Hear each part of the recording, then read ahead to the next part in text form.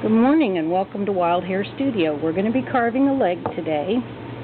This one's a little fat than what I like, and the other two here are examples. This is more what I would like to have. That's too skinny, but we're going to show you just for work. What I do is I start right here and I make a series of V cuts towards that ankle.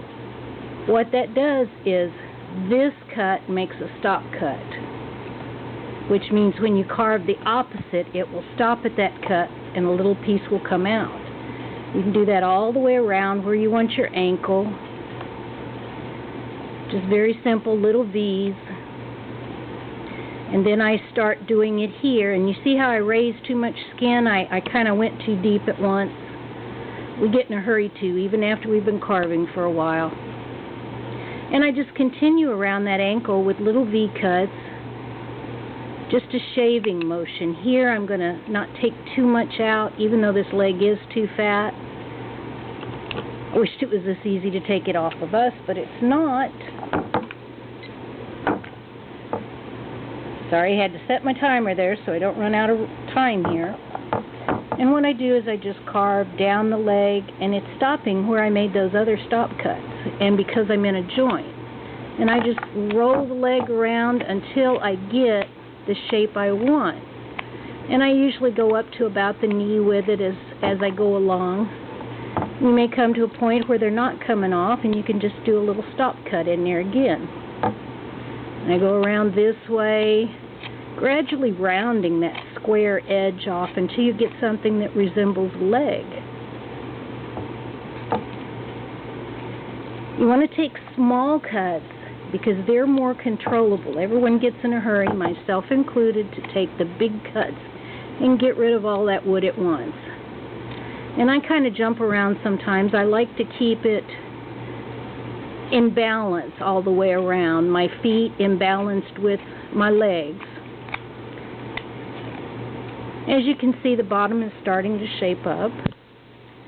You can lay your knife down. One rule you want to do is if your knife begins to fall on the floor, never, ever, ever go chasing it. Let it fall. You can always resharpen your knife, but stitches really take time out. Luckily, so far, I haven't done that. And I just begin carving a little higher on the leg to get more of that look I want from where I marked my kneecap. And you see a flat spot here. You'll want to take care of that. I may want to carve this way a little bit. Notice how I push the knife with my thumb. As you get older, your hands get weaker. And I found that you can carve for a longer period of time, and your knife has a little more control than when you're just carving this way. If I push my knife with my thumb, I'm using both hands, both wrists. I also shook the camera there a little bit. Hope that didn't make you dizzy. Now I'm going to start back here on the knee, and see where my pencil mark is. I make little V cuts, and I go down to it. As you go down in the wood, it keeps you from whacking out so much wood if you're doing little shortcuts. Now, if I go in there with a deep cut, I'm going to whack off my knee. I've had days I want to do that, but, you know, that's something else again. Same thing. The way my knife is direction, I'm carving into the wood.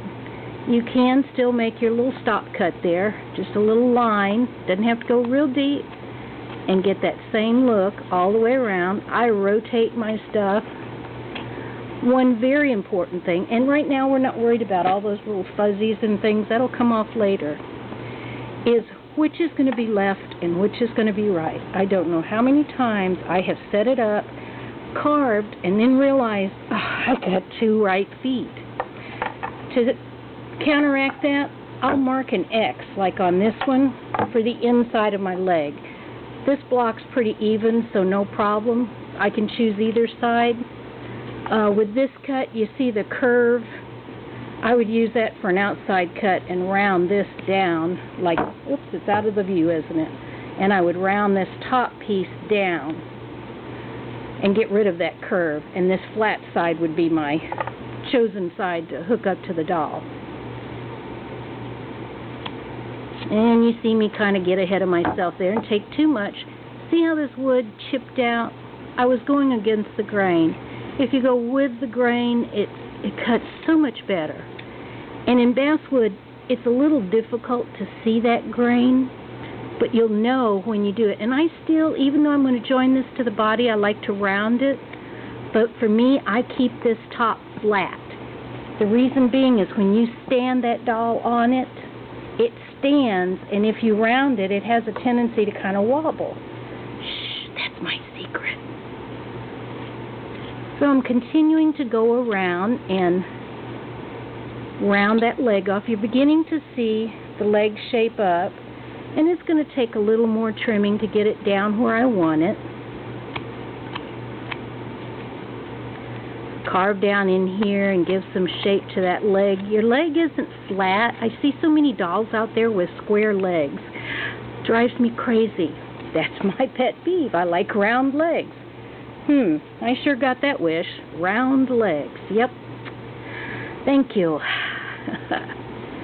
Anyway, we continue to shape down, and I'll go kind of this way and then take some of that off. You see how my knife slid there? If it had gone any further, I would have probably gone into my thumb or into my finger. And you can tell where I've had several, almost. That's why I wear the gloves, as long as I've been carving. You get too tired and you think, I gotta finish this. I gotta finish one more stitch, or one more whack. And whack indeed, that's when I've cut myself. So when I'm tired or in a hurry. Now see, my feet are too big again, so I'm going to go back and round that out. And you see this little ledge here. I don't like that. And you wouldn't in a doll. So what I'm going to do is take my knife at this angle and just lightly come in. See how I got the thumb here bracing myself? I lightly come in, and I'm moving with my fingers. That's why I like these knives. I don't move with my wrist, which has carpal tunnel. I move my fingers. This knife has got what is called a crawfish handle, and it fits right in the hand, and I push with my thumb, and it's still right. You set the angle of the camera up just a little bit.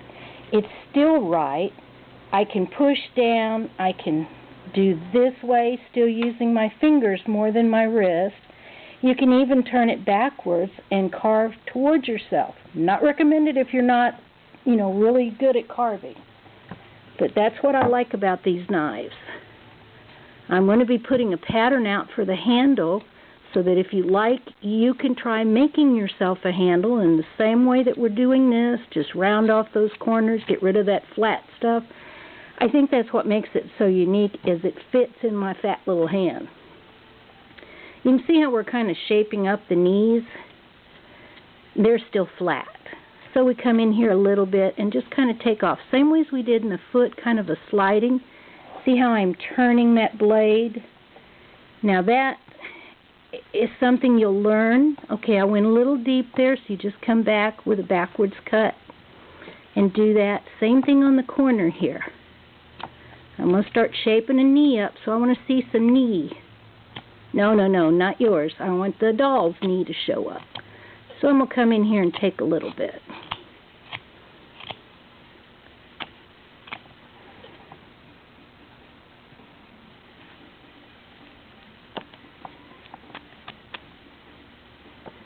And some of this you can actually do a little more shaping with your sandpaper. Or I use the Abranet, which is a mesh sandpaper, and I'll be showing that to you a little later. It is wonderful. I get it from the Woodcraft shop in Iowa. That's not the Woodcrafters shop, the big chain. This is a store run by a carver for carvers. He is super easy. His family runs it, and they will help you in whatever you need, a knife or whatever. I'm going to lay my knife down. Actually, I'm going to put it in my block. I don't understand it. I have an exercise block I use every day, and still I have all these pounds. As you see, there is my exercise block. I use it every day. We'll come back with film 2, and I'll show you a little more shaping.